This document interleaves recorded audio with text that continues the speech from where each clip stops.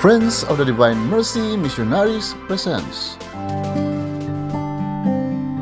Rise of Mercy Healing Online.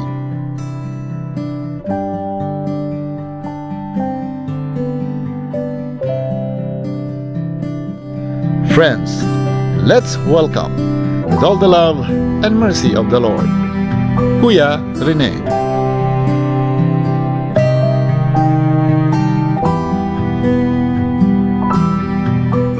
Friends, at para sa ating mga kapatid dito sa Pilipinas, Luzon, Visayas at Mindanao, at ganon din ang ating mga kapatid, mga mananampalataya all over the world, especially overseas Filipino worshipers ng ating mga kapatid na naglalayag at talagang ipinagkaloob ang kanilang lakas, karunungan, kaalaman para lang sa kabuhayan ng kanilang mga mahal sa buhay. Mabuhay po kayong lahat, tayong lahat na pinagpala ng ating Diyos na buhay. Tuloy-tuloy po ang pagpapala kahit na anong virus, kahit na anong crisis. My dear brothers and sisters in Christ, manampalataya lang po tayo sa ating Panginoon at sasagutin ng Panginoon ang ating mga karaingan. Ito po yung ating programang Race of Mercy Healing Online. Ito po yung programang punong-puno ng biyaya, himala at pagpapala kung saan tumutugon ang Panginoon sa lahat ng ating mga dasal, karaingan at kahilingan. Alam naman natin, ito yung programang walang puknat ang mga himala, walang puknat ang pagpapala, walang puknat ang mga kagalingang tinatanggap ng mga kasama natin, ang ating mga kapatid na nagtitiwala na sa Panginoon kahit masama, kahit maraming kasalanan, kapag ka talagang napuntahan, ay talagang nakikilala ang Diyos at napakaraming mga himala, my dear brothers and sisters in Christ. Halos araw-araw, ngayon na crisis, ay lalo po nating nakikita ang kapangyarihan, ang kaluwalhatian, ang biyaya, ang awa ng ating Diyos na buhay. Kaya dyan lang po kayo, tutok kayo, tapusin po natin itong programa. At meron po tayong papakiusap. Kayo po na nandiyan ngayon, tulong-tulong tayo. Alam niyo po, kahit nandiyan kayo nanonood, pwede kayong maging parte ng kagalingan ng ibang mga tao, ng inyong mga mahal sa buhay. Pwede kayong maging parte ng pagbabago ng inyong mga kapatid, ng inyong mga problema, ng ating mga kaibigan o ng mga kamag-anak. Pwede po. At pwede rin maging parte ng lahat ng mga pangangailangan. Paano po?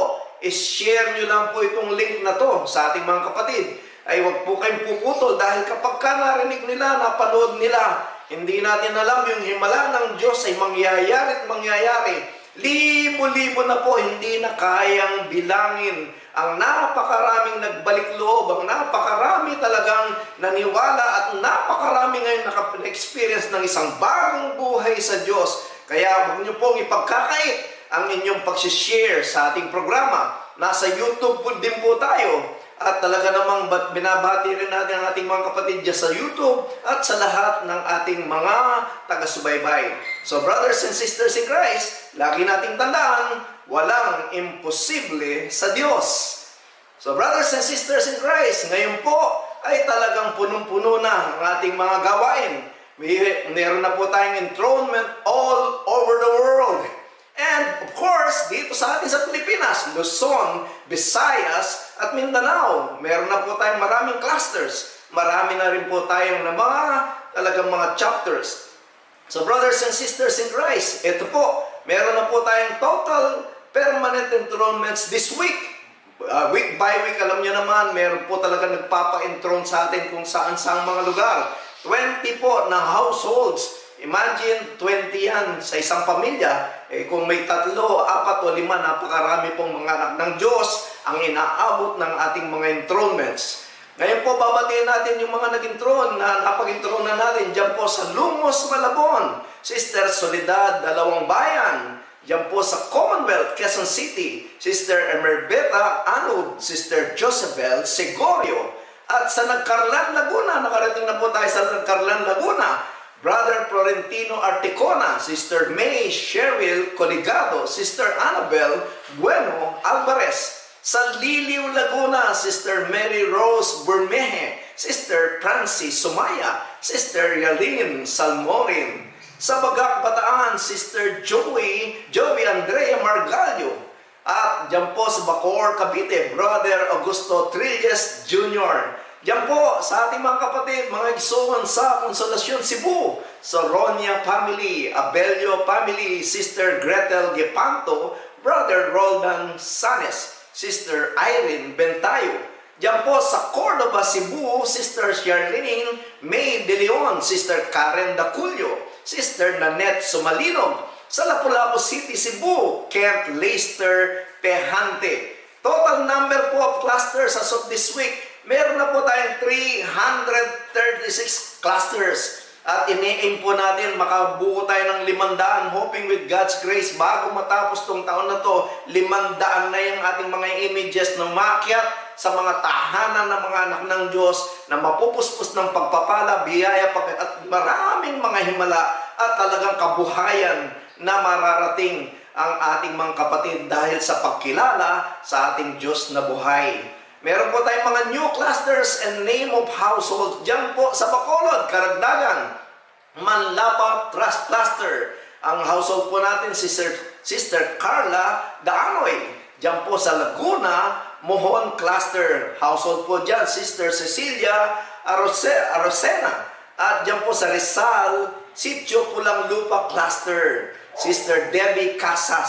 Sa Cordoba, Cebu, Kawayanan Cluster, Sister Maria and Brother Catalino Espero Jr. Diyan po sa Lapu-Lapu City, Cebu, Paseo de Amores Cluster, Sister Trinidad Mahos. Sa Pasig City, Molave Cluster. Yan po ang ating mga kapatid na talagang tuloy-tuloy ang mga biyaya. Talagang sila po nakaka-experience sa napakaraming mga biyaya ng ating Panginoon. Walang pwedeng pumigil sa biyaya ng Diyos. Walang crisis, walang mga kung ano-ano mga pangyayari, mga bad news kay Lord, laging good news. Kahit nga ang ating mga kapatid na talagang may crisis sa buhay ng makilala ang Diyos, ay talagang pinapawi ng Diyos ang ating mga agam-agam, mga dalamhati.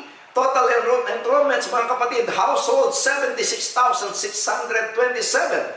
Corporate image na na-enroll natin 546 sa mga business establishment. Sa small business establishment din 717. Ang total enrollments na po natin 77,887 households. My dear brothers and sisters in Christ, imagine gaano karaming pamilya at talaga naman pong walang puknat ang biyaya ng ating Panginoon. Para po sa ating mga enrollments request, pwede na rin yung inyong counseling, kailangan nyo ng counseling. Gusto nyo mga prayer request, pwede na rin po dito. Kontakin niyo po kami anywhere in the world, kung saan man po kayo naroon. Ayan po, nasa screen ninyo ang ating mga numbers. Please be with us, my dear brothers and sisters in Christ. Sa ating pagmimisyon ay talagang ang Diyos ang kinakalap niya ang kanyang mga anak na talaga namang mga mahal niya sa buhay. Good day, brother and sister. Gusto ko lang pong i-share sa inyo yung mga blessing na natanggap ko mula sa ating Panginoon. Ako po bilang isang OFW, sobrang nagpapasalamat po ako sa grupo na to, sa samahan na ito, kasi napakalaking tulong po sa akin. Hindi po naging hadlang kahit malayo ako. Ito po yung naging sandalan ko kapag malungkot ako. Dito po ako binubuhos yung oras ko. Sobrang nagpapasalamat po ako, unang-una sa tatay ko. Kasi sa ilang beses niya pong pagkakasakit, pag-hospital, napakabuti ng Panginoon, kasi sa bawat nangyayaring ganun, talagang hindi siya pinababayaan na survive at nasusurvive siya talaga. Itong last lang po, ditong week na to, take po siya ng swab test. Talagang pinray ko talaga na sana mag-negative. Ayun, sa awa ng Panginoon, talagang binigay sa akin. Sobrang thank you, Lord. Talagang napakabuti po niyo, Panginoon. And nagpapasalamat po ako sa lahat ng mga nagdarasal, sa walang sawa niyong pagdudasal para sa may mga sakit, at sa lahat-lahat, Lord. At sa akin po bilang isang OFW, napakalaking tulong po sa akin itong sa pakikinig po dito. Every Sunday, araw-araw ako nag-update. Nagpapasalamat din po ako kay Brother Rene, kasi talagang mula po nung nandiyan pa ako sa Pilipinas, nakakasimba po ako doon nung sa Guadalupe pa. bago po ako umalis, bago po ako nakapunta dito, talagang hiniling ko po talagang marami man pong napagdaanan. Pero ayun, talagang pag-will talaga ni Lord, pag alam niya mas makakabuti sa'yo, talagang ibibigay niya. Isang mapagpalang araw po. Ako si Aggie Reyes from Balanga, Bataan. I would like to share the blessings of the Divine Mercy sa akin at sa pamilya ko. Napakarami ng miracle at blessings na binigay sa akin ni Divine Mercy simula nung nasama ako dito sa Friends of the Divine Mercy. Pero nitong nakaraan, sinubok na naman kami ng pagkakataon. 6 kami sa pamilya ang nag-positive at isa na nga po ako doon at yung pangalawa kong anak. Una nag-positive yung 4 sa amin, hindi pa kami na-swab lahat. Pero lahat kami may symptoms, lalo na yung nanay ko. Dumating sa point na muntik na siyang bumagsak kasi bumaba na yung oxygen level niya. Hinihilot ko lang siya kahit na ako hirap na din huminga nun. Ang dinadasal ko lang nun chaplet habang hinihilot ko siya. Lahat kami may sakit. At alam kong yun yung nagpapastress sa kanya. Ang dasal ko lang sana mag-negative ang nanay ko at ang hipag ko at mga bata. So lumabas yung result, negative nga sila. Doon pa lang lubos na ako nagpapasalamat kasi imagine nyo yun na kay nanay lahat ng symptoms at senior na siya pero God's mercy negative. Ako at yung anak ko lang ang nadagdag sa nag-positive. Nung na-quarantine kami ng anak ko, nag-request ako na mag-home quarantine na lang. Kasi noong time na yon hirap na ako, hindi na ako makakain. Iniisip ko kung dadalhin ako ng ospital baka mamatay ako kasi baka di ko makain yung mga pagkain doon. Hirap kasi walang panlasa, walang pang-amoy, tapos buntis din ako 7 months. 4 yung doktor na nagmo-monitor sa akin. Hirap talaga ako, araw-araw ako nagiging worse. Feeling ko mamamatay na ako. Feeling ko pati yung batang nasa sinapupunan ko susuko na din. Kasi sumasabay sa hirap ng paghinga ko yung paninigas at pagsakit ng tiyan ko. Dasal lang ako ng dasal ng Jesus, I trust in you. Dumating din sa point na nakikipag-bidding na ako kay Lord. Sabi ko, Lord, alam ko marami akong pagkukulang sa community, sa simbahan, sa pag-serve. Pangako ko sa'yo na pagalingin mo lang ako, maglilingkod ako sa'yo habang buhay. Isa sa pinanghahawakan ko yung pangako ni Kristo na magtiwala ka lang sa Kanya at nananalig ako talaga na di niya ako pababayaan. Sa dami na nagdadasal sa akin, yung makikita mo yung pangalan mo at buong pamilya mo na nasa Race of Mercy Healing, yun yung tunay na nagpagaling. Ngayon po magaling na po kaming lahat, nakatapos na po kami ng quarantine at araw-araw po ako nagpapasalamat sa Diyos sa pagbibigay niya ng panibagong buhay. Natapos na po ang quarantine namin 2 days after ng birthday ko, kaya talagang panibagong buhay. Purihin at pasalamatan natin ang ating Diyos na buhay. Tunay ang kanyang mga himala sa ating lahat. Saan ka man naroroon, kapatid, ay talagang abot na abot ka ng Espiritu ng Diyos. Alam naman natin, sabi niya, ang mundong ito, sabi niya, ito lang ang kanyang tinatapakan. Dahil ito'y gawa ng Diyos, pero hindi kayang masukat ang kapangyarihan ng Diyos. It's all over the universe or even probably outside of the universe. Ngayon mo lang nadinig yan, kapatid. At ngayon ko lang talagang nabanggit yan. Siyempre, kung ikaw ay manggagawa, maaaring wala pa, pero pag ginawa mo nandyan, pero ikaw ay in existence sa mahabang panahon, kay Lord siguro wala nang panahon dahil ang lahat ng panahon, siya ang may likha. So brothers and sisters in Christ, ang ating pag-uusapan, halaka, uwi ka na, tawag ka ng Ama. Napakaganda po ng ating pag-uusapan tungkol sa Ama. Alam nyo, magandang ano yan, no? Ngayon ko lang na-realize sa mahabang panahon. Of course, maraming hindi nakakaintindi ng mga tawag, no? Kasi binabago natin. Kasi, umuusad ang panahon, yung modernization na tinatawag, maraming nagbabago, pati mga words. Pero yung Ama, ay hindi nyo siguro pwedeng baguhin. Ang layo sa tawag na Daddy, Dad, or Papa. O dito sa atin sa Pilipinas, tatay or itay. Ganda-ganda na ng konti. Pero hindi pa rin sasapat. Kasi tingnan nyo lang ang tunog. Ama. No? Pag sinabing ama, hindi pwede sabihin, di pag sinabing tatay, itay, pero yung ama, it seems that there is, meron na talagang laman, no? At ito ang ating pag-uusapan, ang ating Panginoon na siyang may lalang sa bawat isa. Alam niyo po, sa United States, alam naman nating lahat at the age of 18, no, yung mga anak ng mga anak nila ay talagang they will say goodbye na sa kanilang mga magulang dahil kailangan na silang mamuhay sa kanilang sariling pamamaraan at yun ang age na sinasabing they can go on their own. Sa atin naman dito sa Pilipinas, yung mga magulang natin nung araw pwede pang makialam lalo na sa mga relasyon. Lalo na pagdating sa kasalan.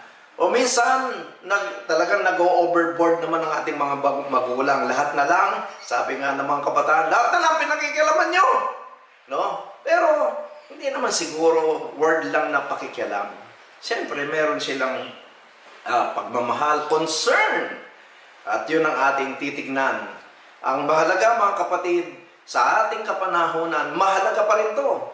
Yung sino ang iyong ama? Sino ba ang iyong pinanggalingan? No? Kaya nga, ulitin ko, sa mga kasalan, sino ba yung mapapangasawa ng iyong anak? Magandang pamilya ba yan? No? Naghahanap tayo ng talaga tinitignan natin. Kasi hindi natin maiaalis yun. Kailangan talaga nating siguro alalayan at makasiguro sa magiging buhay ng ating mga mahal sa buhay. Pero, ako, ikaw, tayong lahat, iisa lang ang Ama na pinanggalingan. At yun ang mahalaga ngayon. Kailangan natin matutunan yung pinanggalingan ng lahat. Hindi yung kung sino yung tatay mo, nanay mo, at kung saan ka lumaki. Kaya nga sabi nga nung nakaalis na sa poder ng magulang, ang sinasabi ng marami, lalo na ngayon, humihiwalay na ang mga anak. Kasi malaya na daw sila. Saan? Baka naman malaya na sa paggawa ng masama. O malaya na dun sa mga gusto niya na alam ng mga magulang hindi tama. Wala nang nagbabalanse. Mga magulang ay nagbabalanse.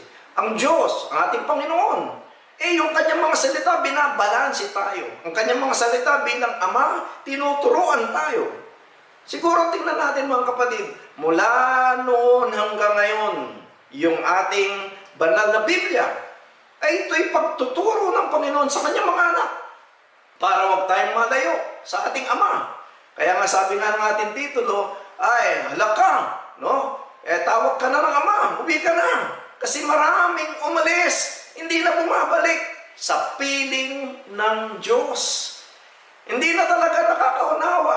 Yung iba ay marahil hindi na nakapagsisimba. Hindi, maaaring yung kanyang pagdarasal ay talagang halos minsan nakakalimutan na sa maghapon. Napakarami nating nakakaligtaan kapag tayo lumayo sa ating Diyos na buhay.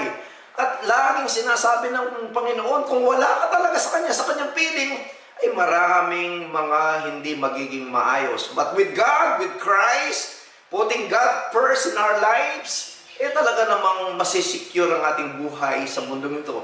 Lalo na ngayon, sa panahon ng crisis sa ating buhay. Marami pag-aalagala pa rin. No? Ang kanyang pananampalataya, pag-aalagala, nandyan, malayo sa Diyos. Tinatawag ka na ng Diyos, kapatid. The mere fact na ikaw ay makakapanood dyan. Ngayon, napapanood tayo. Maaaring tinatawag ka ng Diyos. Ano ba nga ba talagang tunay na buhay? Pero hindi ako nagmamalaki kasi naging buhay ko rin yan. Pag-aalagala, araw-araw na inuman, sugalan, barkadahan, yung iba napunta pa sa drugs, no? Ngayon sa panahon natin, ano pang mga ginagawa ng ating mga bawat isa sa atin, kahit nga matanda na. Kahit may anak na, minsan kahit may apo, nagulat ako. Anong ginagawa? ML, maghapon, magdamag. Tingnan niyo po, halos wala ka ng oras sa iyong sarili, ayusin ang iyong buhay. Wala ka ng oras sa kapayapaan. Wala ka ng oras sa pag-iisip ng mga tama. Wala ka ng oras na ikaw ay makapagdasal ng maayos. Kasi nasa maghapon ka sa ML, naliligo ka na sa murahan, sa sigawan. No? Malalayo pero naglalaban-laban. Maghapon, 4 na oras, 7 oras, minsan 12 hours. Wala na sa oras ang pagkain. Alam niyo, my dear brothers and sisters in Christ, in Matthew 15:18, anong sinasabi diyan? But the things that come out of the mouth come from the heart. And these things makes man unclean. Alam niyo, yung mga lumalabas sa inyong mga bibig, yung mga murahan, yung mga sigawan na walang patumangga, yun ang sinasabi sa Matthew 15:18. This from the heart, and these things makes man unclean. Nagiging poisonous, nagiging corrupt ang bibig. Nakakasanayan, nakala tama, pero mali. Dito sa atin, ang tradisyon at kultura, alam nyo, thumbs up yan para sa akin. No? Pero, alam naman natin mga kapatid, ang ating Ama, ang ating Diyos na tumatawag sa atin sa lahat ng panahon, lalo na po ngayon sa ating Race of Mercy, lahat na nakatune in ngayon, hindi po pwedeng hindi ka tinatawag ng Diyos. Ganun kabuti ang Diyos. No? Merong himala sa pagtawag. Sa panahon ng Divine Mercy lalo. Ano nga ba panahon ng Divine Mercy? Nakasulat sa Diary 48:48. Anong sabi niya? Speak to the world of my mercy. Let all mankind recognize my unfathomable mercy. It is a sign for the end times. While there is still time, let them have recourse to the fount of my mercy. Let them profit from the blood and water which cast forth for them. Napakaganda mga kapatid. Yan po ang ibig sabihin ng pagtawag ng Diyos. Speak to the world of my mercy. Ngayon lang tinignan ko yung napakaraming mga nagsishare. No? Nakilala ang Diyos. Sabi niya, hindi ko kalahin na ganito palang aking mga pagkukulang. Hindi ko akalain na napakalayo ko na pala sa Diyos. Umiiyak pa siya, talagang punong-puno ng spirito ng katotohanan. So brothers and sisters in Christ, ulitin ko, sabi niya, let them have recourse to the fount of my mercy, and let them profit from the blood and water which cast forth for them. Para sa iyan, para sa akin, para sa ating lahat, mga kapatid. So, paano nga bang tumatawag ang Panginoon? Natidinig ba ng iba? Kasi question po yan ng mahabang panahon. Alam niyo po, iba't ibang pamamaraan ang nangyayari sa ating buhay. Minsan, dinadapuan ka ng sakit na matindi. Alam natin itong istorya na to. Alam ko, nakaka-experience kayo. May mga sakit na dumarating na biglang hindi mo inakala, malakas, malusog. Nang dahil sa kanyang pagkakasakit, doon niya naramdaman o naranasan o narealize na malayo siya sa Diyos. At mula doon sa pagkakasakit, siya naman ay nagbalik loob sa Diyos sa kanyang pagdarasal. Minsan, sa pagbagsak ng kabuhayan o negosyo. O mga kapatid, sa mga oras na to, kung sino man ang nandyan na bumagsak ang kabuhayan, nawalan ng trabaho, nawalan ng kabuhayan, at talagang hindi alam ang gagawin. Minsan maaaring tinatawag ka ng Diyos. Sa anong paraan? Maaaring meron siyang magandang balita sa iyo.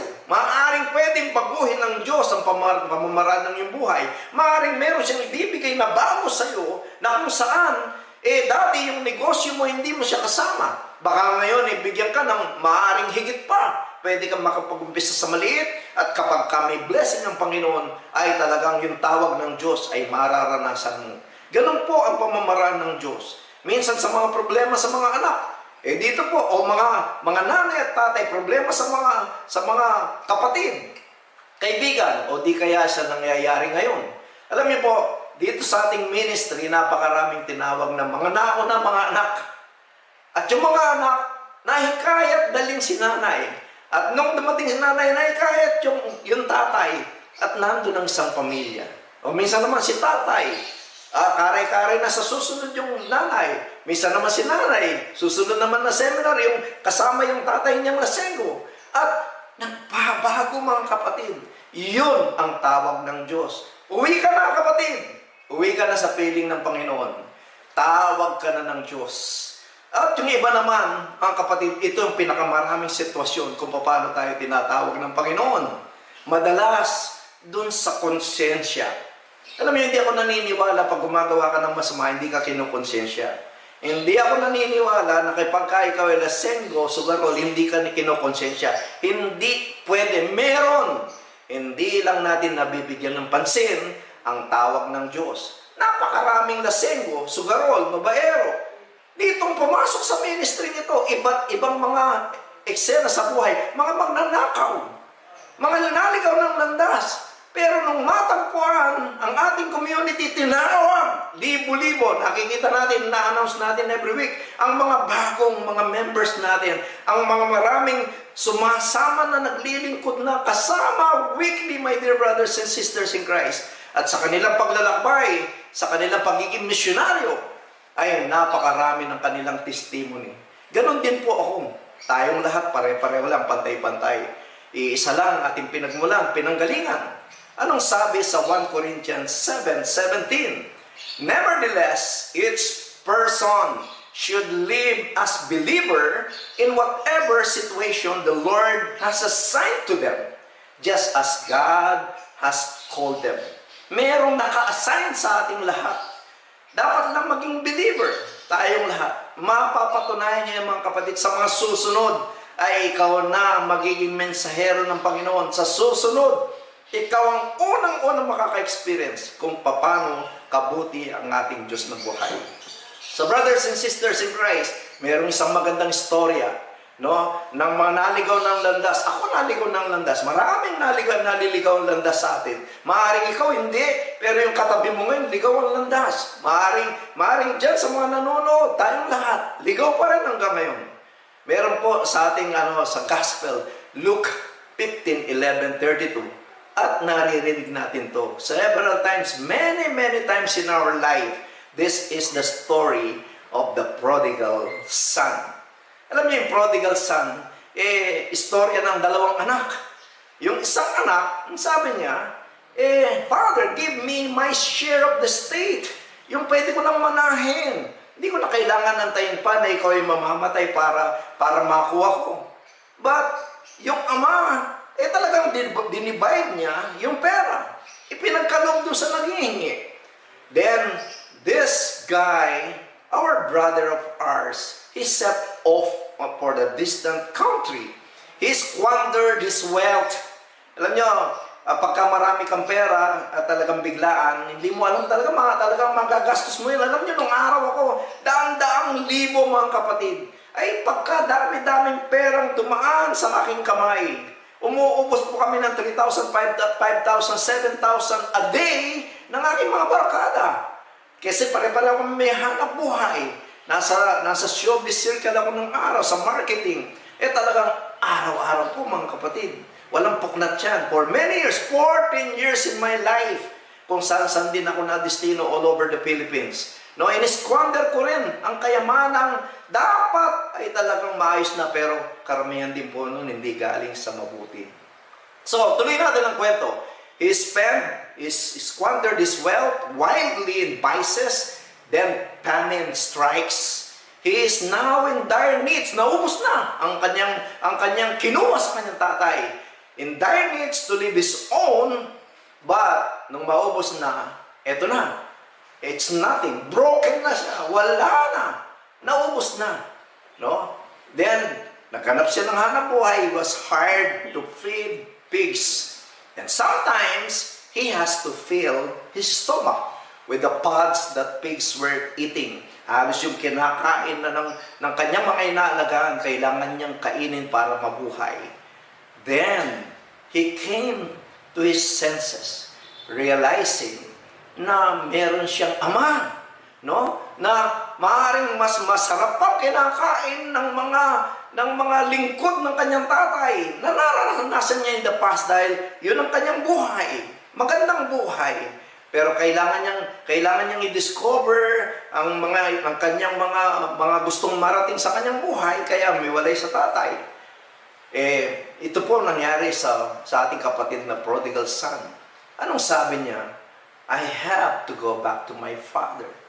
At mayroon pa siyang linya ng prayer. Ito yung maganda sa istorya. Naglagay pa siya ng linya sa prayer. Ano sabi niya? I will say to my father, I will say to him, Father, I have sinned against heaven and against you. I am no longer worthy to be called your son. Napakaganda ng kanyang pinapractice papunta sa way ng kanyang tatay. And here comes the continuous saga or story. When his father saw him from a distance, he was filled with compassion yung kanyang tatay. You know what happened? His father ran to his son and threw his arms around him and kissed him. You see mga kapatid, alam niyo, hindi niya yung pinractice niya, Father, I have sinned against heaven and against you. I am no longer worthy to be called your son. Hindi na niya nasabi. Ay talagang yung kanyang ama lumapit sa kanya, na-miss ng kanyang, alam niyo mga magulang, talagang mahal na mahal ang kanilang mga anak, talagang niyakap. No? At talagang napakagandang istorya mga kapatid. Anong ginawa ng tatay? His father called all his servants in order to have a big celebration. Talagang, alam niyo naman nung unang panahon, nung unang araw, talagang pagka nagse-celebrate, tapos buong barangay, lahat ng kakilala ay nandyan. Then, sa kanilang pagse-celebrate, here comes the arrival of his brother. Alam niyo, nangyari sa kanyang brother, anong nangyayari? Then, of course, kinuwento, what? No? His brother was so angry. Ano sabi niya sa kanyang tatay? You never gave me this kind of celebration. At talaga naman sabi niya, ako'y naging mabuti sa iyo. Ako'y naglingkod. Ako'y naging tapat. Bakit ganito ang ginawa mo sa akin? Bakit yan? Inubos ang kayamanan. Nilayuan ka. Bakit ako hindi ko man lang naranasan yan? Look, itong sinabi ng kanyang tatay. This brother of yours is dead, and he is alive again. He was lost and is found. Kapatid, ganyan ang Panginoon. Hindi niya titignan ng maraming kasalanan. Hindi niya titignan ng napakarami nating pagkukulang at pagkakamali. Ang ating Diyos na buhay, lalo na siyang nag-create sa atin. Alam niya ang ating mga weaknesses. Alam niya ang ating sinfulness. Alam niya ang lahat ng mga ating kakulangan. God knows everything. But because dahil sa ating pagiging disobedient, alam niyo yung mga prodigal son, ano ba yung ibig sabihin ng prodigal? Irresponsible, wasteful, self-indulgent, reckless, excessive. Nararanasan natin yan kapatid, di tayo pwedeng magmalinis. Pero ang Panginoon, laging sasabihin yan. Ganon din ang sitwasyon. Maaari ikaw kapatid na ngayon nakatutok ngayon, pwedeng dyan din ang sasabihin ng Panginoon. Ano sabi niya katulad doon sa kanyang brother, this brother of yours is dead, or you are already dead, and is alive again. You have found Jesus. You have found the divine mercy. He was lost and is found. Napakarami po nating mga members. For 30 years, naging buhay. We are all lost and found by God, by our Father. Umuwi na kami sa tawag ng Ama. Ikaw kapatid, pwede ko sabihin, hala ka, uwi ka na, tawag ka na ng Ama. Yan po ang ating buhay mga kapatid. Hindi natin kakayaning mabuhay ng talagang mapayapa, hindi natin kayang mabuhay ng kahit marami kang pera pag dumarating ang malalaking unos, malalaking bagyo, malalaking mga pagsubok, hindi mo kayang mabuhay kapatid. We always need our Father who created us, who knows everything sa ating buhay. So brothers and sisters in Christ, ano ba sabi niya sa Ephesians 2:10? For we are God's handiwork, created in Christ Jesus to do good works, which God prepared in advance for us to do. Napakaganda kapatid. For we are God's handiwork, created by our own Father, created by the divine mercy, to do good works, which the Lord prepared in advance for us to do. Isa pa, mga kapatid, 1 Corinthians 3:16.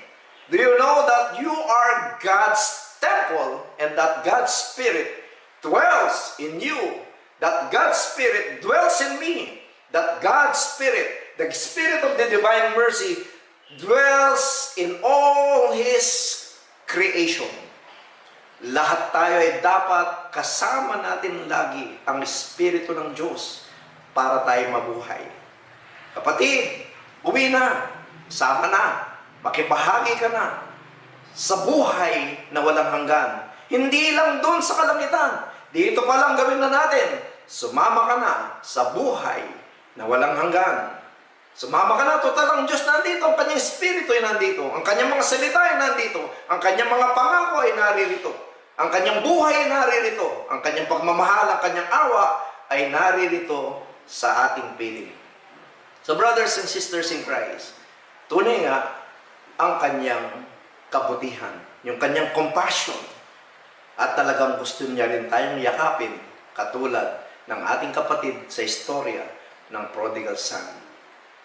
Sa ngayon, my dear brothers and sisters in Christ, tayo dadako sa ating dasal. Pero ang dapat ang ating dasal ay merong meaning. Dapat ang ating dasal ay totoong-totoo na gusto nating magbalik loob sa ating Diyos na buhay. Dapat admitin natin na hindi natin kayang buhay without Him. Kung ano man ang nararanasan mo ngayon, alam nyo, ang Diyos ay nakikinig. Hindi pwedeng makarating ka dito sa programang ito nang hindi ka inalaw ng Diyos. Marahil at sigurado gusto kanyang tulungan. Lalo na kung ikaw ay pagod na sa buhay. Lalo na kung hindi mo na kaya ang iyong mga problema. Lalo na mga kapatid, sa ating mga kapatid na wag naman sanang mangyari na ngayon mula sa ating mga manonood ngayon. Wag na mangyari na minsan isang buong pamilya ang nagkakaroon ng COVID. Brothers and sisters in Christ, anuman ang iyong pinagdadaanan, let's go back to the Father. Huwi ka na, kapatid, dahil tawag ka na ng ating Diyos. Tayo manalangin at tumingin ng basbas ng kagalingan mula sa Panginoon. Siya ang may gawa niyan, kapatid. Hindi kayang gawin ng mga doktor ang pwedeng gawin ng Diyos. Pagsamasamahin mo man ang lahat ng klase ng doktor all over the world, yung kanilang karunungan, hindi sasapat. Dahil ang Diyos ang siyang may akda ng buhay, siyang may hawak ng buhay, siyang may hawak ng himala, siyang may kapangyarihan sa lahat. At siya ang ating kausap ngayon, ang Divine Mercy, na nandito sa ating harapan. Yan ang image ng punong-puno ng pagpapala. Let us bow down our heads and close our eyes and continuously feel the presence of the Holy Spirit. Dear Jesus, kung ako ay tinatawag mo na sa mga oras na to, mahina po ako. Marami po akong pagkukulang. Nasira ko ang sariling buhay na ipinagkaloob mo sa amin na pahiram mo, Diyos. Hindi ko alam pa paano kung mag-uumpisa. Tulungan mo bawat isa sa amin, O Diyos. Ngayon, nasa crisis ang buong mundo. Sinasama na namin lahat, Lord, ang lahat ng nakaka-experience ng hirap, ng bighati, ng mga bagay na nangyayari sa amin na hindi namin alam kung ito ay matatapos o hindi. Ama, paspasan mo kami. Yakapin mo kami katulad ng prodigal son. Tulungan mo kaming manumbalik ang lakas ng aming buhay. Lakas ng aming tiwala, pananampalataya sa iyo. Tulungan mo kami. Bigyan mo kami ng liwanag. Kami naglalakad sa dilim ng halos walang pag-asa sa sinasabi ng mundo. Lagi na lang kami nakikinig sa sinasabi ng iba't ibang mga tao. This time, Lord, gusto namin makinig ng iyong mga mensahe, ng iyong salita. Tulungan mo kami makasama ka sa lahat ng araw na nalalabi ng aming buhay. Pagpalain mo kami.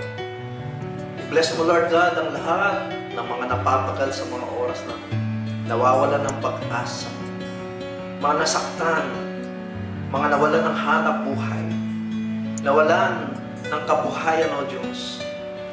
At higit sa lahat, nawawalan ng pagkain sa kanilang hapagkainan, O Diyos.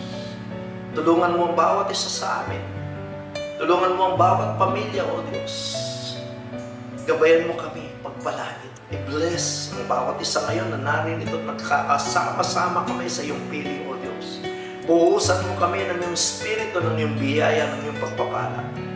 At ganun din, O Diyos, i-bless mo lahat, Lord God, ang lahat ng mga nakahiga ngayon sa banig ng karamdaman. Lalo tigit ang aming mga kapatid na tinatamaan ng COVID, Lord God, ng COVID-19. Balutin mo sila ng iyong pagpapala, O Diyos. Pagalingin mo sila ng mabilis na panahon, aming Panginoon. Ibalik mo ang kanilang kalakasan. At nawa mula dito sa lahat ng mga pangyayaring ito, aming Panginoon, ay makilala ka namin. Ilapat mo ang iyong mga kamay. Buhusan mo kami ng iyong banal na Espiritu. Pataluin mo, Lord God, ang banal na tubig at dugo na dumadaloy sa iyong puso, na nagbigay sa amin ng buhay. At bigyan mo kami ng hininga na siyang magbibigay sa amin ng patuloy na pamumuhay namin na kasama. Lord God, in your name, in Jesus' name, together with the Holy Spirit, bless all of us right now, dear Jesus. Pagalingin mo kami, palakasin mo kami, bigyan mo kami ng buhay na sasapat sa pang-araw-araw, O Diyos.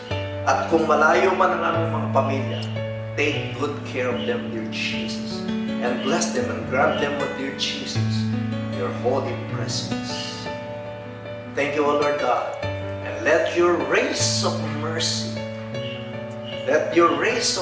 shine in our lives, dear Jesus. At kami ay yakapin mo, maranasan namin ang liwanag, ang sinag ng banal na tubig at dugo na siyang simula ng iyong buhay. Sa mga oras na to, balutin mo kami ng iyong pagpapala. Muli, aming Diyos, let your rays of mercy be with us, be with our friends, be with all the sick, be with all our loved ones. Praise you, God. Hallelujah. Winds of the heart of Jesus, where blood and water flows.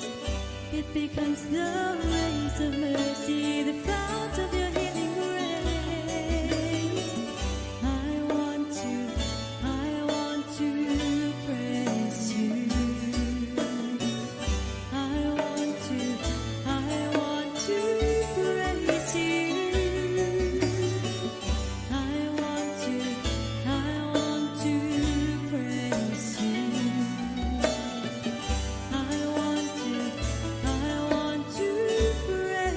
you.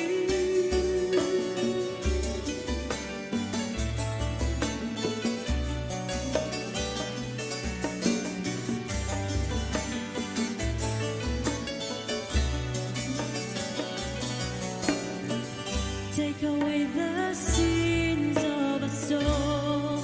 Take away our burdens. Take away our fears. Take away your disease and sickness. Nothing is impossible with you. Nothing is impossible with you.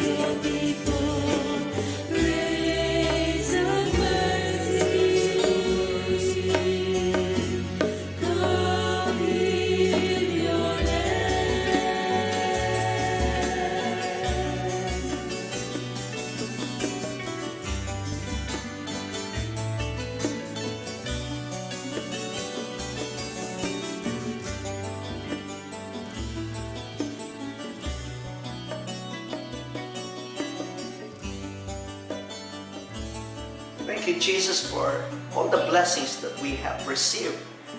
Thank you, Lord, sa iyong mga salita. Nawa, maraming magbalik loob sa iyo, lalo tigit ang aming mga kapatid na kinausap mo. Ikaw ang naririto sa aming harapan. Sama-sama kami. Thank you, dear Jesus. Maraming salamat, kapatid. Do not fear. Take courage. God is in control. Announcement po, my dear brothers and sisters in Christ, ay meron na naman po tayong malaking event or sa susunod na September 12 ay lagay niyo po yan sa inyong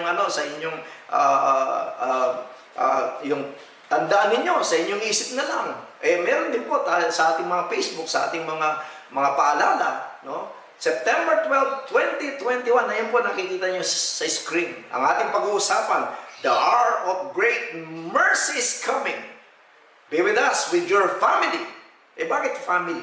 Kasi po, alam niyo, ang ating pagtutulong-tulungan, pagsasama-sama, tulong-tulong na, pagsasalusaluhan, ito po yung araw. We will claim the victory with Christ. Hindi lang ikaw na nanonood ngayon. Ngayon, ikaw lang nanonood, hindi kumpletong yung pamilya. But this time, ay huwag niyong kalilimutan, buong pamilya, sama-sama. Bakit po? Ihingin natin ng total protection. Please listen to this. On that day, September 12, my dear brothers and sisters in Christ, we will ask the Lord, we will ask heaven. No, compassionate naman si Lord, maawain para sa ating lahat. At lahat ng mga nandyan sa Friends of the Divine Mercy, lahat ng tututok, lahat ng mga makakapanood, mangyayari ito. Hingin natin ng total protection ng lahat na hindi tayo tatamaan ng COVID-19, hindi lang ikaw, kundi kasama ang buong pamilya mo, mga mahal mo sa buhay. On that day, lulukuban tayo ng Diyos at talagang walang papasok na virus sa atin. Any kind of virus. Alam naman natin, pagka tayo humingi at nagbalik loob sa Diyos, talagang kahit na tumagal pa yan, hindi naman natin hinihingi. Pero siguradong po proteksyonan tayo ng Diyos. Buong pamilya, kapatid, siguradong hindi magkakasakit. Dahil hingin natin sa Panginoon ang special blessing. Bakit ganun tayo kasiguro? 30 years na po itong ministry, kapatid. Ang dami ng mga healings, thousands of people, hindi na namin kayang bilangin. Hindi lang protection, makinig po tayo, kundi pati healing. Lahat ng mga may sakit. Hingin natin, ang dami po araw-araw talaga mga miracles at provision. Hingin natin kay Lord yan. September 12, pero meron pang kanugtong. Tutulungan tayo, hingi tayo ng blessing sa prayer ni Mother Mary, ang ina ng kaligtasan, na halos hindi tinatalikuran ng Panginoon ang hiling ng kanyang nanay. Intercession ni Mother Mary, hingin natin on that day. Ano pa? Hingin din natin ang intercession ni Saint Faustina. Alam naman natin ang Divine Mercy ay talagang siyang pinagkatiwalaan, si Sister Faustina, the Secretary of Mercy, here on earth, hanggang dun sa kalangitan. Siyang Secretary ni Lord, siyang pinakamalapit sa lahat. Ano pa? Of course, si Pope John Paul II. Hingin din natin ang kanyang intercession. Ay talagang siksik, ligliga, apaw ang biyaya, kapatid. Huwag mong kalilimutan yan. Kalimutan mo ng marami. Huwag yang September 12. Dito po sa ating Race of Mercy, Healing Online.